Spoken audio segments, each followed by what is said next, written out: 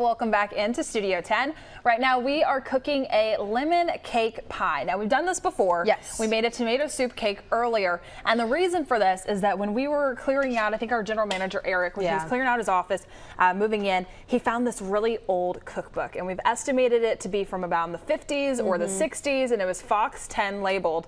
This is when we were a radio station, and so just a lot of local people incorporated the recipes, and so this one is going to be from Miss Edna Sibley. Yeah. And so this is actually something that I found online. It is a popular recipe, and it's pretty much half cake, half almost custard on the bottom after it bakes. I'm so interested in this. I love a lemon pie. I love any kind of cake, but I've never had like a mixture of the two. And it's super easy. If you can make your own pie crust, or if you already have one at home, really all of the extra things that you would need that's not a staple is going to be a lemon. That's about it. And so I've already gotten you halfway started on yours. Okay. It takes 1 cup of sugar. And then also I went ahead and put in 3 tablespoons of flour. Yep. And then I need you to go ahead and, add in 3 tablespoons of softened butter. Yep. And then 2 egg yolks. Now I went ahead and separated the egg yolks from the egg whites, and the reason for that is going to be you were going to make a nice meringue, and I did that in the break just since it was pretty loud during that time. I could not find a whisk. Yeah, that's fine. Y'all don't judge us at home. But this is actually a really cool thing. I don't know if you've seen something like this. I have not. I like this. This is something that I grew up with, and it's just a nice, super simple tool. I got 3 of these for $1. It separates the egg white and the egg yolk automatically. Yeah, so all you have to do is just break the egg in there, and it automatically filters through and keeps the egg yolk separate. So it just made it super simple to be able to do that. I love that. Because usually I just crack it open and have to maneuver forks in there to try to do the shell. Sometimes it'll break, and then sometimes you get the egg shells in it too. So that just makes it super simple. Right. So you're getting that nice and blended. The next step is going to be you take 1 lemon and you juice the lemon. Okay. So add that in. Nice. Oh, that'll help. Thank you. And then if you can kind of scrape some of these in, it also calls for a little bit of the lemon rind. Okay, so some zest, we've got that, and we just keep going on. Keep mixing that. So I guess the flour in this, is that what makes it cakey? Yes. Okay. So yeah, there's only 3 tablespoons of flour. There's not much at all.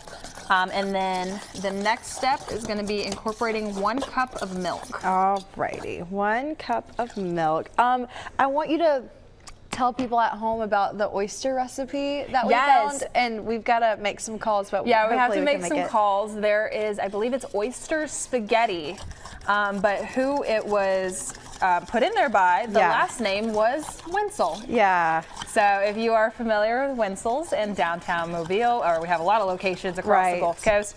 When I was interviewing here, Jason Smith, that's actually where he took me for my interview meal. Yeah. Funny enough, so I have a special place in my heart for Wenzel's. Joe didn't take me anywhere for an interview meal.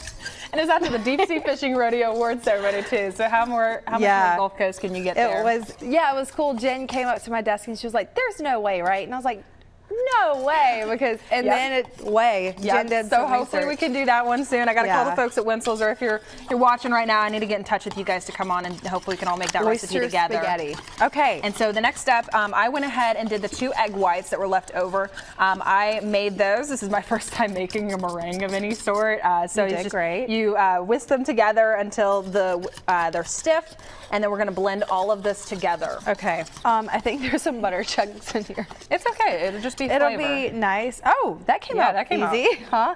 What? You know, for a first time, especially on live TV, I'm pretty impressed with myself. I'm also impressed with you. Okay. And so you don't want to blend these in, so hopefully I did it well. Yeah, I think you did great. I'm going to let you... Which one? The eggs were in that one, right? Yes. Okay, I'll put it in there. Beautiful. I know, so this a nice creamy, and you bake this, and this is served warm or cold, or how, room temp? I think it's preference, yeah. Huh. Okay. I will say this is a little bit more Well, we are going to liquidy than I would have thought. Right. The beautiful thing about cooking on live TV, especially when you're not it's all a learning experience. Y'all just hang out with us here for a little bit. We're going to put this in the oven. Jen, how long do you keep it in the oven for? So this is going to go in the oven. I know. I'm hoping it's going to come out a lot better because I know that it separates. Hopefully. Again, this is all a learning experience for us, and these are very short blips of what technically the recipe is, so it didn't fold in as nicely as I would have hoped. But you know what, maybe it'll bake a lot better, a lot prettier. We should call this segment Two Girls in Their Mid to Upper 20s Trying to Make Classic Recipes. And I know that we're out of time, but you bake this for 45 minutes at 350 degrees. I have to mention it really quickly. I went to the grocery store before this with my mom, and I went in and bought some pie crust. I walked out, she said, "What kind of pie crust did you get?" And I said, "Oh, I got the graham cracker because it tastes good." And she said, "Jen, that's gonna burn." And so I had no clue, so then we had to make a second stop. I ran into Piggly Wiggly real quick and bought some frozen pie crust. Thank God for mothers. I know. So you learn something new every day. I hope that everyone can laugh at that, laugh at my expense. But you know what? I learned something. If you have to bake something for a long time, don't do a graham cracker crust. It's a frozen pie crust, or make it from home. Okay, we're gonna throw this in the oven. Y'all stick with us on Studio 10, and we'll see if it's edible and how we did. We'll have that update on Fox 10 Midday.